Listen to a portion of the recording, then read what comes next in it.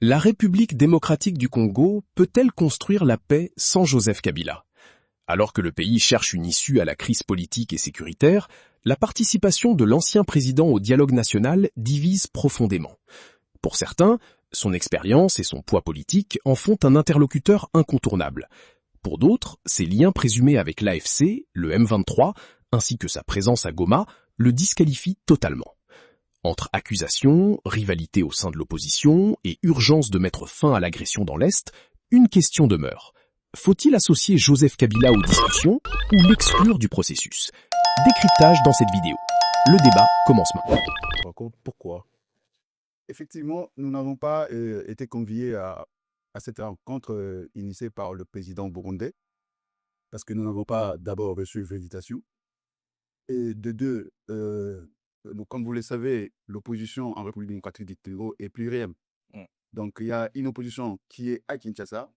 Bien évidemment, nous également, nous avons nos membres et nos autorités à Kinshasa, comme vous le savez, ils sont aux arrêts. Ici, je pense au vice-président, Aubin Minakou, au secrétaire permanent, M. Chadari, et d'autres camarades qui sont aux arrêts. Donc, c'est-à-dire que nous n'avons pas été conviés à cette rencontre du Bujumbura, mais néanmoins, si cela peut apporter une solution dans notre pays, nous soutenons cette démarche-là. Donc, si cela peut déboucher à discuter la situation qui est la nôtre, qui est difficile, politiquement, sécuritairement parlant, eh ben, nous pensons que c'est une bonne initiative que d'autres partenaires politiques, à l'occurrence le président Martin Fayulu, le président Jama Kaboun et le président Sessanga, ont fait le déplacement de Kinshasa pour rencontrer le président Ndayishimiye. Ce sont vos alliés aujourd'hui, ces trois personnes que vous avez citées? Non, ce ne sont pas seulement eux qui sont nos alliés, mais nous disons que les têtes d'affiche qui sont partis, qui ont fait le déplacement, ce sont ces trois personnalités politiques de notre pays qui sont de l'obédience de l'opposition, qui ont fait ces déplacements. Eh bien, nous disons, si tout ce qui peut travailler dans le sens de ramener la paix dans notre pays, eh bien, nous sommes preneurs et nous soutenons ce genre d'action. Bien. Monsieur Nkoyo. Ce que je voudrais déjà rappeler dans un premier temps, c'est que cette manière de faire de M. Tshisekedi n'est pas la première. M. Tshisekedi, ce qu'il fait, c'est d'abord essayer de séparer l'opposition, pouvoir séparer chaque parti d'opposition. Comme vous pouvez le voir, comme vous l'avez entendu, mon collègue à côté du PPRD vous a dit qu'ils n'ont pas reçu d'invitation. D'accord. Nous, du côté de piste de M. Setskikouni, nous avons reçu aussi une invitation que nous avons déclinée. Pourquoi nous avons décliné? Parce que nous pensons que la stratégie qu'adopte M. Tshisekedi est une stratégie qui est dangereuse. Elle est dangereuse parce que, en essayant de faire venir certains responsables politiques au Burundi, nous n'allons pas juger aujourd'hui, je pense, la décision de ces responsables politiques, c'est leur décision. Si cela peut faire avancer les choses, tant mieux. Mais aujourd'hui, nous, en tant que parti, si nous ne voyons pas des actions concrètes de l'État congolais, c'est-à-dire la libération des personnalités politiques, aujourd'hui, le laissez-passer clair de tous les acteurs politiques principaux, tels que M. Setskikouni, qui aujourd'hui se trouve en exil, l'arrêt total de l'oppression de chaque jeune, chaque individu, chaque citoyen qui cherche à faire passer un message pour la liberté de la RDC et la liberté politique, la liberté des citoyens en RDC, nous avons besoin simplement que M. Tshisekedi nous montre aussi son bon vouloir sur cette manière de l'UDPS et du parti présidentiel de pouvoir rassembler. Et pour l'instant, ce n'est pas ce que nous voyons. Ce n'est pas ce que nous voyons. Nous voyons seulement des stratégies pour pouvoir gagner du temps jusqu'à y aller dans leur objectif final qui est le changement de la Constitution. Et donc, pour vous, le président burundais est aussi complice de cette stratégie, raison pour laquelle vous n'étiez pas? Écoutez, pour nous déjà, le président burundais, il faut savoir, il est déjà partie prenante. Je ne pense pas vous enseigner quelque chose. Il est partie prenante puisqu'il fait partie aujourd'hui de ce conflit avec son armée. D'accord. C'est comme si vous disiez aujourd'hui que la France, au niveau aujourd'hui de la guerre qui se passe en Ukraine, que la France, aujourd'hui, qui envoie des armes à l'Ukraine ou vice-versa à la Russie, que la Russie, lorsqu'elle refuse que la France soit médiataire de cette d'accord de paix qu'on voudrait faire entre les deux, que cela soit un problème.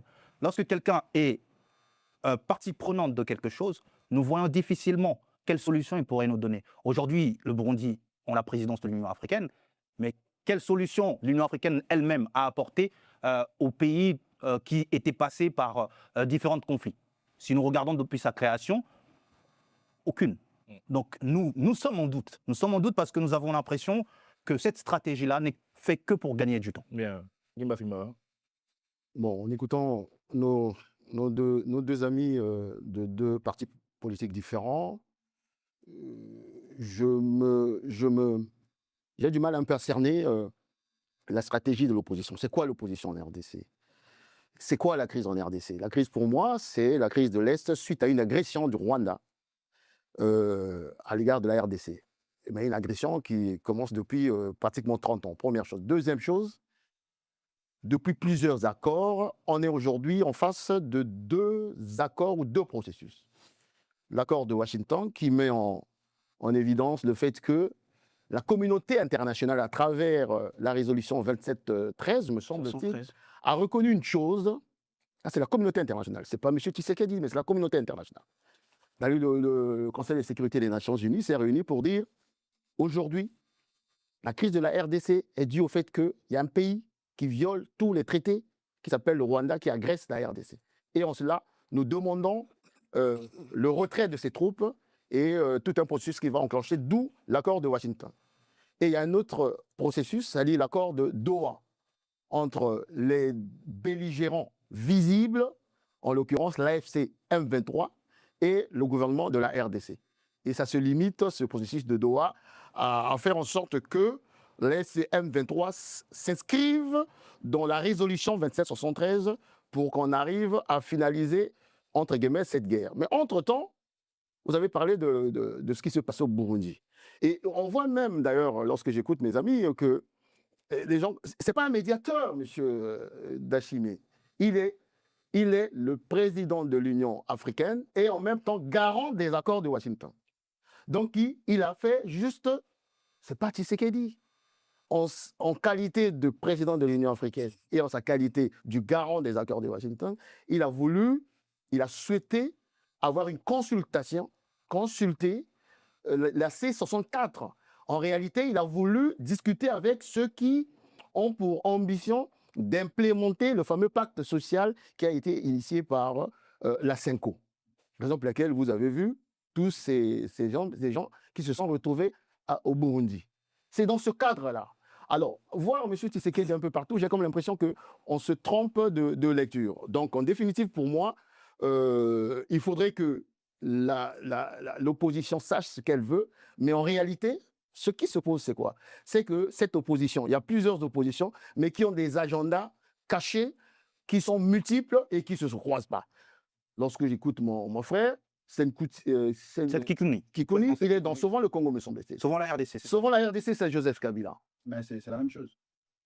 Monsieur, Sauvons la RDC, c'est Joseph Kabila. Je parle d'agenda. Leur agenda n'est pas... Lorsque vous dites Joseph Kabila, moi j'aimerais bien suivre votre Mais explication. il termine, vous allez répondre. Il termine. L'agenda de Sauvons le Congo, le dernier rapport l'a expliqué, c'est d'arriver à Kinshasa et déboulonner Félix Tshisekedi. Ça, c'est... On y viendra. On y reviendra. viendra. Le débat, il faut écouter. Bon, Bien vous sûr, écouté, absolument, allez-y. Voilà votre agenda. Mais par contre, l'agenda du C64 est tellement assez, comment on dit ça, assez confus qu'il fallait qu'il soit consulté, qu'on leur expliqua. Je termine par ça, parce que c'est la lecture de Daichi Aimé, du président burundais, c'est de leur dire, réglez d'abord la contradiction principale. C'est laquelle? Il faut d'abord faire échec à l'agression. Après, vous pouvez réfléchir sur dialogue ou pas. Voilà ma lecture par rapport à cela. Maître Ben Luther. Merci Carlyle. D'abord, j'aimerais réagir un peu à ce qui a été dit ici par mes co-débatteurs d'en face. notamment le représentant de M. Kikouni, qui dit que voilà, ils ont reçu une invitation quand même du président Ndayishimiye, mais qu'ils ont pris l'option de décliner cette invitation. Et par ailleurs, il dit encore que le président Ndayishimiye serait en quelque sorte de mèche avec le président Tshisekedi. Mais en outre, il invite le président Tshisekedi, d'accord, à les rassembler. Donc j'ai du mal, moi aussi, à bien saisir un peu cette démarche. Mais je pense que si cette opposition-là, si mon ami, ce qui représente M. Serge Kikouni, Seth Kikouni, pardon, s'ils sont vraiment dans l'optique d'aller vers la paix, je pense, ils devraient soutenir toute initiative, comme ici mon co-débatteur l'a dit, soutenir toute initiative qui converge vers une solution paisible pour la RDC. Mais vous envoyez une invitation, eux n'ont pas été invités, mais vous avez été invités, vous avez décliné. Donc, je ne comprends pas finalement votre démarche. On ne peut pas vouloir une chose et son contraire. Et aussi, j'aimerais réagir par rapport à cette invite du président Ndayishimiye. Alors, pourquoi les kabylistes étaient absents? Pourquoi n'ont-ils pas été invités? À mon sens, mon frère ici il a dit de façon subliminale que souvent le Congo et la C64, au final, c'est la même chose. Non, pas du tout. Vous avez confirmé que c'était la même chose. Vous ne m'avez pas compris. Bon, ok. Oui, voilà. Oui, bien sûr. d'accord, très bien. Je ne vous ai pas compris. Vous me pardonnerez. Mais à mon sens, ceux qui sont allés au Burundi, sont ceux-là qui, à mon sens, allaient porter le message du président Joseph Kabila. Parce que je ne les sépare pas. C'est mon opinion. Pourquoi je le dis? On a entendu les déclarations de Kabound. Oui, qui a appelé à ce que le président Kabila soit associé à ces démarches. Mais quand on regarde les faits, parlons avec les faits, quand on regarde les faits, il est clairement établi que le président Joseph Kabila a des accointances avec l'AFC et le M23. Il est clairement établi. Il y a des sanctions qui viennent étayer cela. Lui-même, le président Kabila, parlons seulement des faits. En Afrique du Sud, il a légitimé la démarche du M23 en disant que le M23 incarnait les aspirations légitimes du peuple congolais. Ce sont ses déclarations. Ensuite, il a fait une sortie qui, à mon sens, que j'avais saluée avec les 12 mesures qu'il avait proposées. Patatras, on l'attendait de venir à Kinshasa. Patatras le voit à Goma, où ils se sont en sécurité, dont la sécurité est assurée par le M23. Je vais encore aller plus loin. Vous savez que, Carlyle, on ne construit pas la paix en blanchissant le passé. Aujourd'hui, on peut présenter le président Kabila comme un interlocuteur, par exemple, incontournable pour aller chercher la paix. Mais on le sait tous, on connaît tous son parcours. C'est quelqu'un qui est congénitalement rebelle. Il est venu en RDC. C'est une réalité. Il termine. Attendez, il va terminer. Maître, je vais aller chuter rapidement. Oui. Je termine. Il est venu avec l'AFDEL. C'était une rébellion. Personne ne peut dire le contraire. Venu sous les auspices donc, de son père et dont la direction des opérations était pilotée par le Rwanda. James Kabarebe. C'est un fait. James Kabarebe. Vous voyez? Donc il est arrivé en RDC en 1977. Son père décède en 2001. En 2003, il succède à son père. Et le M23... Maître, il faut terminer. C'est pas arrivé sur quoi? Attendez, monsieur. Qu'il n'a pas sa place dans un dialogue alors. Pour arriver exactement, pour dire que pour le président Ndayishimiye, il a dit des choses de manière très claire. Contradiction principale. Faites bloc pour chasser l'agresseur. Or, l'agresseur, c'est Kagame. Il se trouve que Kagame a ses bras qui sont le président Kabila, M23 et l'AFC. Donc, ils ne peuvent pas être conviés par le président Ndayishimiye. C'est une évidence. Au terme de ce débat, une certitude demeure. La paix en République démocratique du Congo exige un dialogue sincère, inclusif et responsable. Mais la place de Joseph Kabila continue de diviser. Doit-il être considéré comme un interlocuteur incontournable ou ses liens présumés avec l'AFC, le M23, justifient-ils son exclusion? La réponse appartient aux Congolais. Mais chaque décision devra placer l'unité nationale, la justice et la sécurité des populations au-dessus des intérêts politiques. Et vous, quelle est votre position? Partagez votre avis en commentaire, abonnez-vous à la chaîne et activez la cloche pour suivre nos prochains décryptages sur l'actualité congolaise. Merci de participer.